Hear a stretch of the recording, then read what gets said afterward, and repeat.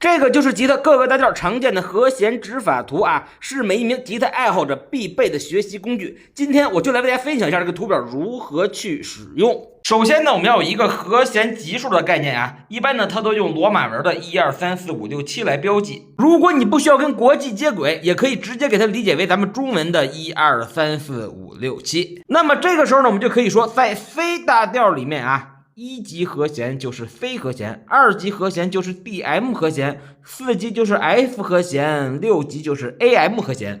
当然了，在 C 大调里面，你可能认为这个和弦级数没有什么卵用啊，甚至还会觉得它多此一举。因为咱们平时在弹 C 大调的歌曲的时候啊，一般都会记第一个和弦是 C 和弦，第二个和弦呢是 AM 和弦，弹的第三个和弦是 F， 第四个和弦呢是 G 和弦。那么如果有一天你给一个小姐姐进行伴奏，她说 C 大调我唱着有点低，你能用 D 大调给我进行伴奏吗？这个时候你该怎么办呢？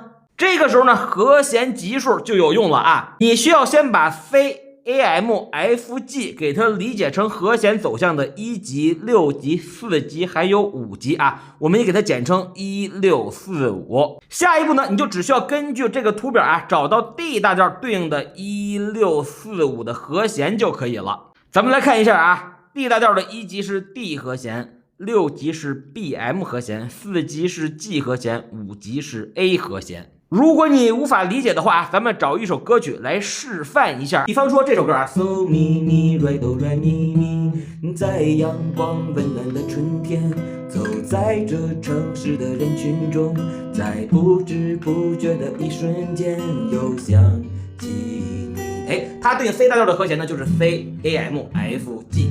下一步呢，咱们给它换成 D 大调的和弦走向啊。刚才说了 ，D 大调的1、6、4、5呢，就是 D 和弦、BM 和弦、G 和弦，还有 A 和弦啊。咱们带入歌曲听一下效果。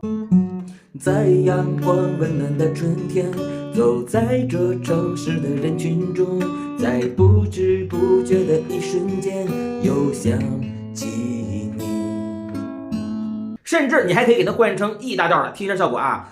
在阳光温暖的春天，走在这拥挤的人群中，在不知不觉的一瞬间，又想起你。我是怎么做到的呢？其实呢，我就是根据刚才的这个图表啊，给它换成 E 大调的1级和弦 E 和弦，6级和弦升 CM 和弦，4级 A 和弦，5级 B 和弦。怎么样，老铁？关于和弦级数以及这个图表的应用方法，你学会了吗？我认为此刻有掌声啊！老铁们帮我点一个免费的小红心吧。如果你也在学习的，一定要关注我，视频每天持续更新，让我用科学且正确的方法带你们一起学吉他。咱们明天见。